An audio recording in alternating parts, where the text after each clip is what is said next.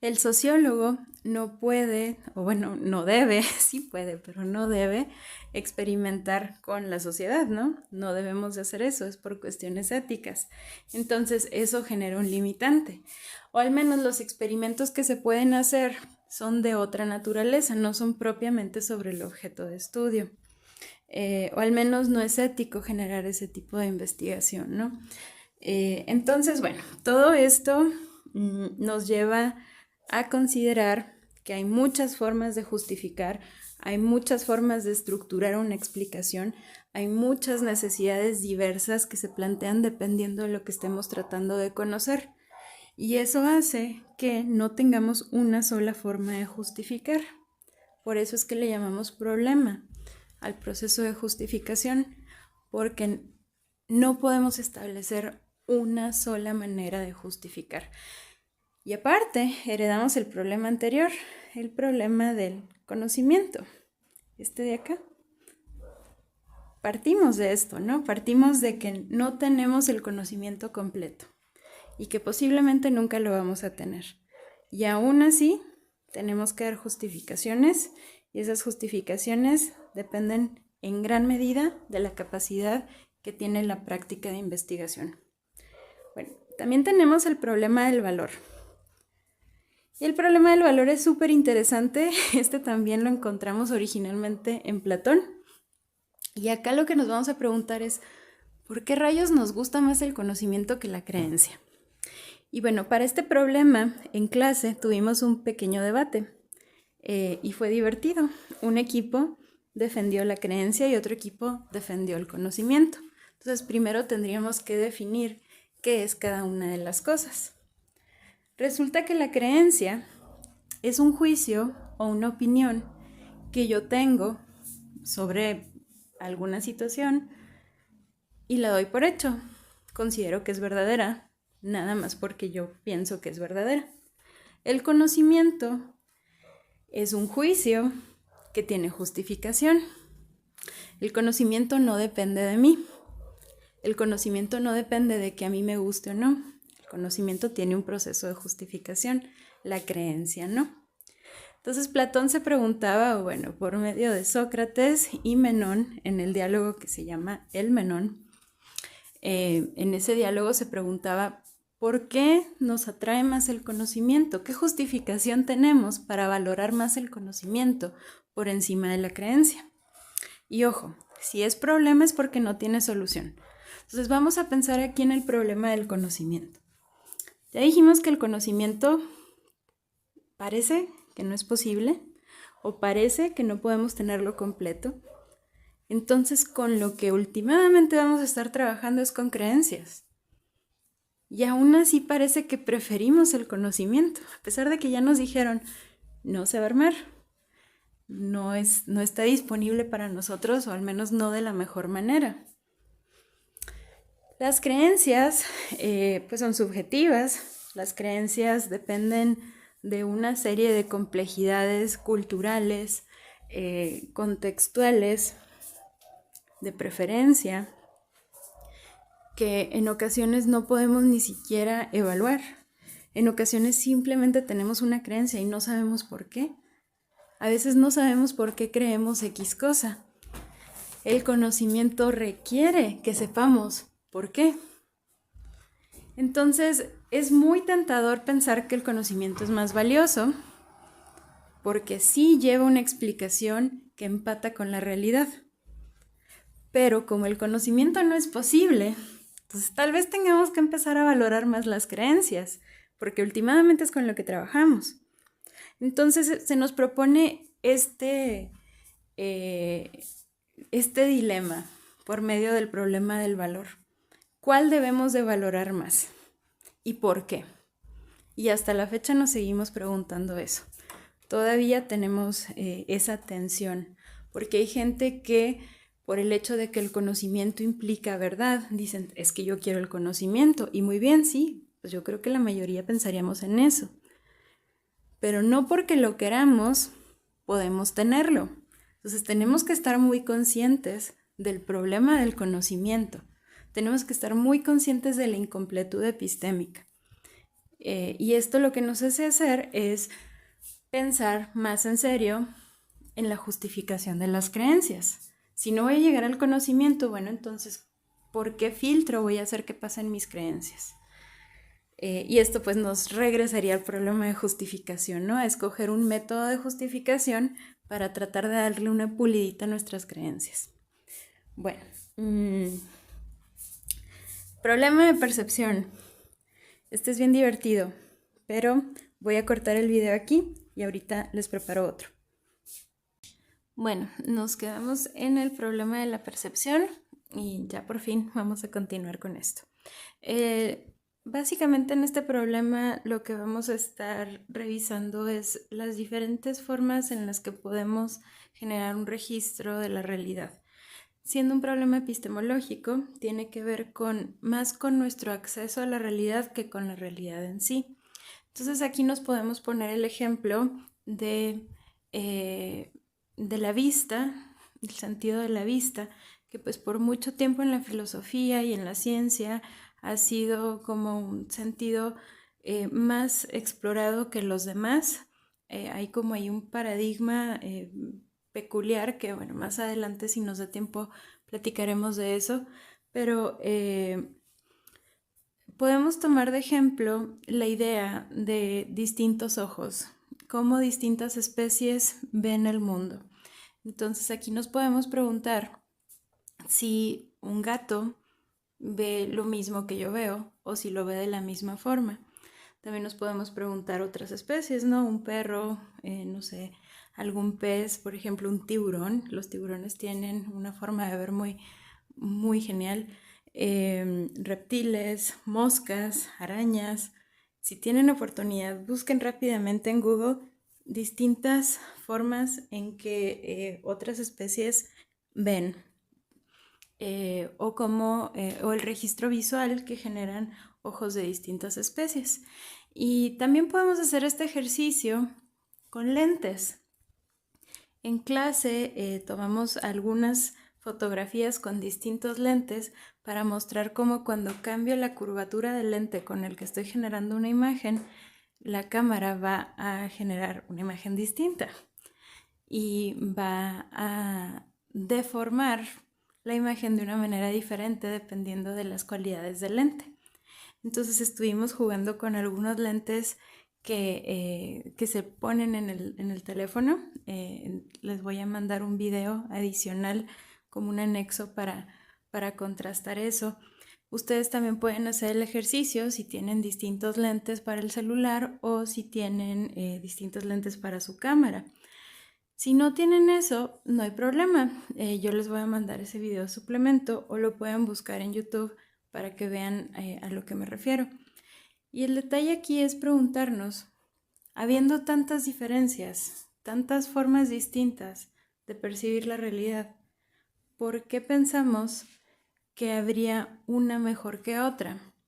¿Por qué pensaríamos que hay una forma de ver la realidad más válida que otra? Y acá viene una pregunta adicional. ¿Cómo le hago para hablar de cosas que no puedo ver? ¿Cómo le hago para hablar de cosas que al parecer están ahí o que están haciendo algo, pero yo no las puedo percibir? Entonces el problema de percepción se gesta de dos formas. La primera es, tenemos una pluralidad de perspectivas y parecemos como preferir una en particular.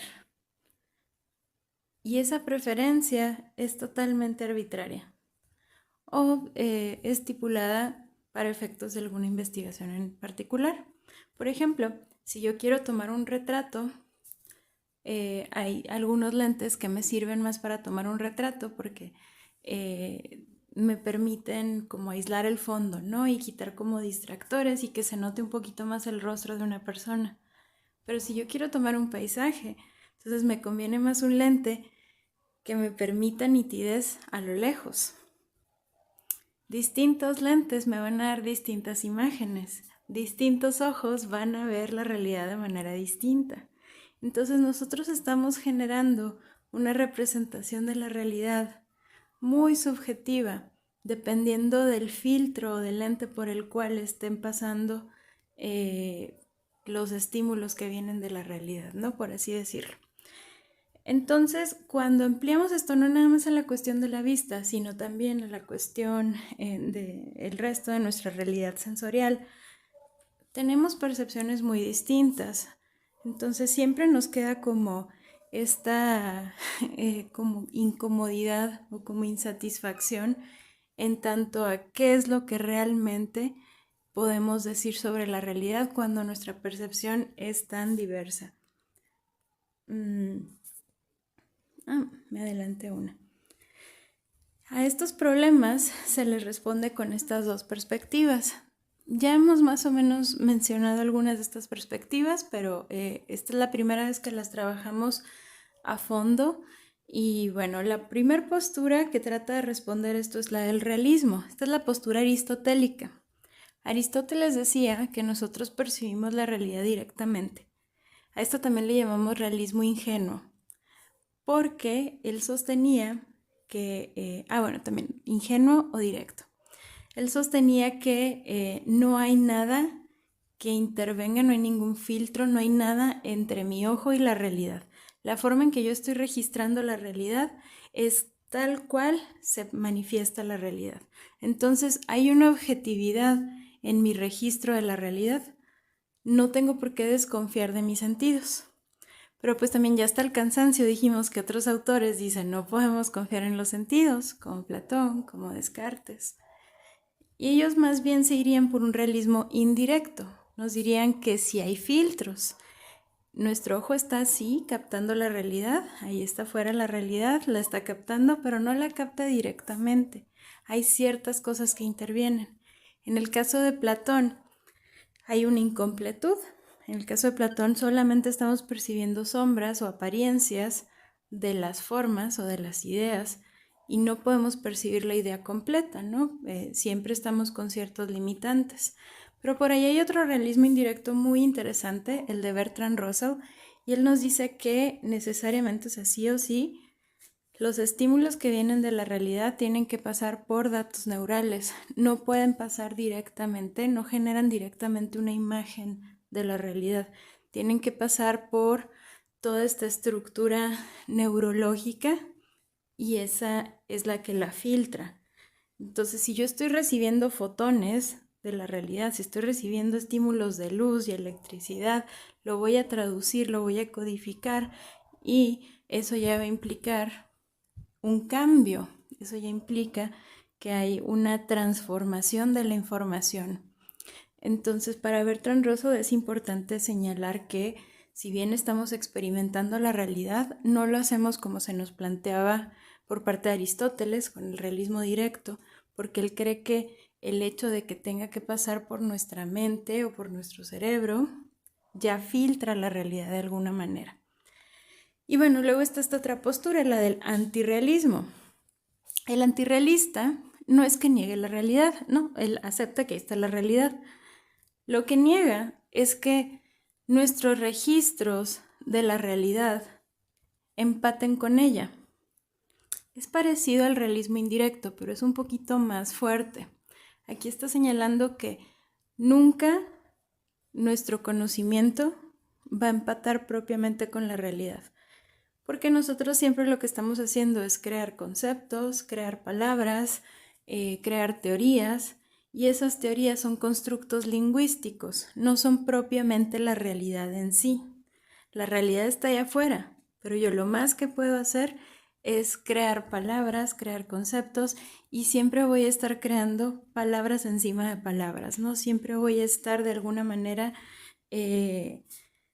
encerrada en algún sesgo teórico, porque para interpretar la realidad que estoy percibiendo, pues dependo de cosas que ya sé o cosas que me han dicho o cosas que he experimentado en otros momentos, y eso hace que siempre esté sometiendo mi registro de la realidad a otros conceptos. Entonces se crea un nuevo concepto a partir de otros conceptos. Siempre estoy como encerrada en esta realidad abstracta.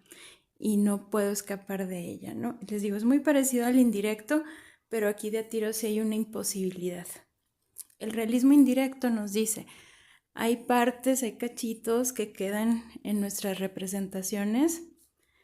El antirrealismo nos dice, no empatan. Una cosa es la realidad y otra muy distinta es lo que yo pueda decir de ella. Y bueno, estas dos posturas son, digamos, son como que las posturas grandes que tratan de responder el problema de la percepción o que tratan de analizarlo y vincularlo desde otras perspectivas.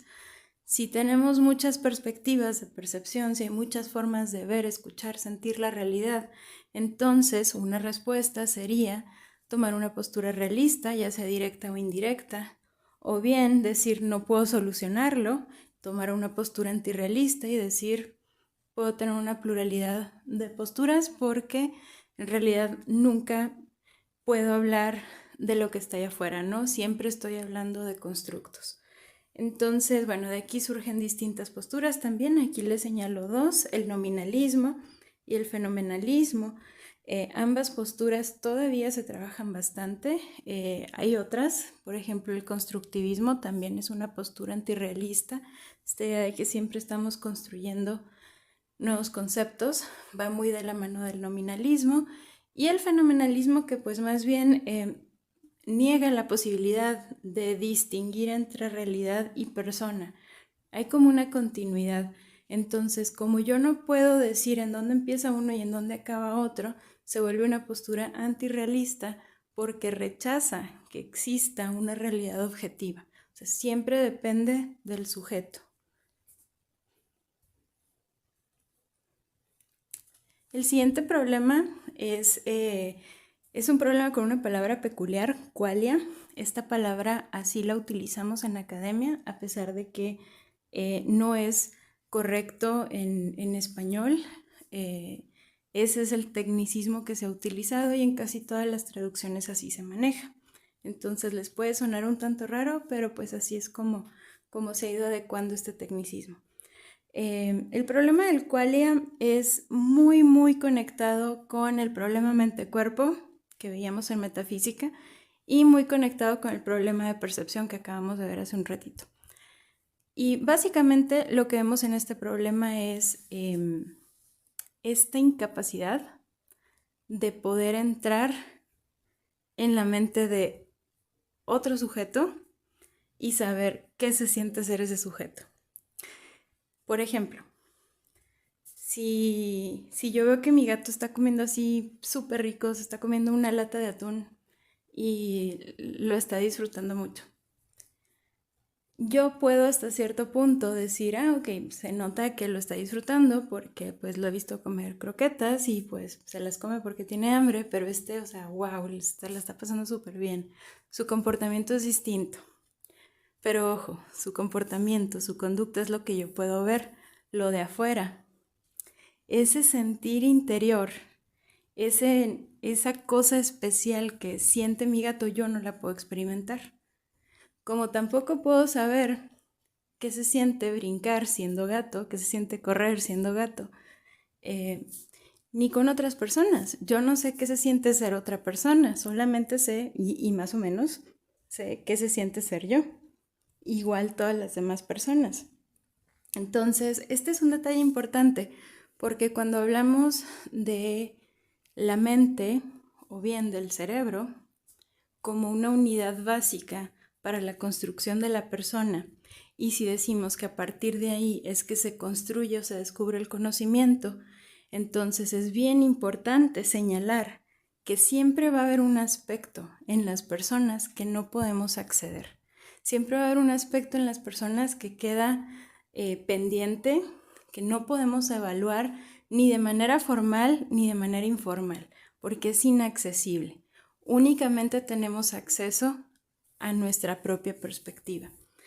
En este sentido del qué se siente, ¿no? Hay muchas cosas que sí podemos formalizar y que sí podemos hablar de manera un poquito más concreta, pero el sentir subjetivo es algo que solamente lo puedo acceder vía introspección y eso va a hacer que quede limitado a nada más mi propio caso. Y bueno, para finalizar tenemos el problema de la racionalidad. Y este es un problema muy interesante. En clase fue muy divertido tratarlo. Para esto, bueno, les recomiendo que lean ese texto de León Olivé que van a encontrar ahí en la carpeta de recursos. León Olivé es un filósofo mexicano que falleció hace algunos años, hace poco, y él era un filósofo muy peculiar porque él desarrolló una noción que va en contra de muchos arraigos básicos que se dan a lo largo de la historia de la filosofía. Entonces, vamos a ver a qué se está revelando León Olivé. Y esto parte de lo que llamamos el problema de la racionalidad. De manera clásica, se asumía que la racionalidad, y bueno, una unidad más básica de la racionalidad, que sería la razón, la capacidad de razonar, es exclusiva del ser humano. Por muchísimo tiempo eso se pensó. Si ustedes abren un texto, no sé, de Aristóteles, van a distinguir que la diferencia entre el ser humano y otros animales es que tenemos uso de la razón de una manera o de otra, ¿no? Luego las palabras varían, las traducciones varían, pero en otros autores también vamos a notar eso. Incluso, por ejemplo, en Kant vamos a encontrar eso. Y por mucho tiempo eso fue como el rasgo distintivo que tenemos en comparación a otros animales. Entonces, por un lado tenemos esa primer tesis de que la razón es exclusiva del ser humano. Eso se creía.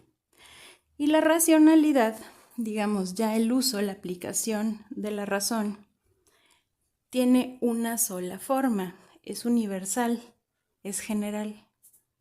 La racionalidad generalmente va de la mano de la lógica. Y la lógica aquí nos referimos pues generalmente a la lógica clásica, la lógica aristotélica, la lógica que se atiene a esos tres postulados de identidad, no contradicción y medio excluso. Cuando yo genero un análisis o cuando yo llego a una conclusión o cuando sostengo una creencia, una opinión que va en contra de la lógica o que va en contra de la racionalidad, entonces yo estoy generando un juicio irracional. Y se consideraba que la racionalidad, como es de una sola forma, eso nos permitía o nos daba la pauta para juzgar cuando las cosas no estaban siendo racionales. Y es maravilloso porque nos permite realmente medir muchas cosas. Si las cosas tienen que ser de una forma concreta, entonces todo lo que no sea así está mal. El problema es que nos vamos preguntando varias cosas conforme fuimos aprendiendo nuevas cuestiones sobre biología en el siglo XIX, finales del siglo XIX, inicios del siglo XX. Y nos preguntamos si la razón realmente es nada más algo que tienen los seres humanos. También nos preguntamos si la racionalidad es forzosamente nada más de una sola manera, o si puede haber distintas racionalidades, si puede haber distintas posibilidades de que en determinado contexto lo racional sea distinto a mi propio contexto o al contexto de otro momento, de otro lugar, de otro espacio, de otra cultura. Entonces, el problema de la racionalidad nos invita a pensar si debemos de sostener una sola forma de racionalidad y por qué. ¿Por qué tendríamos que tener esa forma en particular? ¿A quién se le ocurrió? ¿Quién lo decide? ¿Cuál es la justificación detrás de esta sola forma? Y si tendemos a decir vamos a tener muchas racionalidades, vale, pero entonces, ¿cómo sé que no estoy siendo irracional? ¿Qué criterios me van a servir para decir eso es racional, esto de acá también? Son cosas distintas sobre el mismo objeto, pero ambas son racionales. O sea, ¿por qué puedo decir yo que ambas son aceptables? ¿Qué justificación tengo detrás de todo esto? Entonces, esa sería como la problematización a la que llega Olivé. Y bueno, estas nociones que les pongo aquí serían como dos de las posturas que pudiéramos identificar: el racionalismo clásico, que es esta idea universal de la racionalidad, y el racionalismo plural, que nos dice, no, hay distintos tipos de racionalidad. No es lo mismo salir de la casa con paraguas si vives en el DF o si vives en una ciudad donde llueve mucho, que si sales de la casa con paraguas en Chihuahua. Aquí casi no llueve, ¿no? Entonces aquí no es necesario. Si se te olvida el paraguas, generalmente todo el año no llueve, entonces no estás siendo irracional. Mientras que en otros espacios donde llueve mucho, tal vez sí, ahí es, oh no, la regaste, te hubieras traído paraguas. Entonces, dependiendo del contexto, es posible que haya más de una forma de decidir cuando una persona está tomando una decisión con una buena justificación. Y de hecho, todo lo que veíamos con el problema de la justificación también está sujeto a esto. Si nosotros decimos que hay una sola forma de racionalidad, entonces muy seguramente vamos a tener una postura de la justificación fundacionalista, absolutista, una sola base para todo. Pero si yo tiendo a la pluralidad, entonces abro el abanico de la justificación a todas las demás, a la coherencia, a la social, a la de virtudes, a la feminista, a la bayesiana. Entonces aquí también conectamos con la justificación. Lo que es racional da la pauta de lo que es justificable. Pero también necesito una justificación de un nivel más básico para poder decir qué es lo racional. Entonces también aquí hay una dependencia, ¿no? De un problema nos empuja a otro. Y es difícil en ese sentido, pero ya una vez que uno toma una postura en torno a qué es lo racional, o dependiendo del objeto de estudio a que cada quien se dedica, dependiendo de eso ya podemos tal vez establecer un contexto más específico y decir si me sirve el racionalismo clásico o si me sirve el racionalismo plural. Y bueno, hasta aquí es todo el material de epistemología.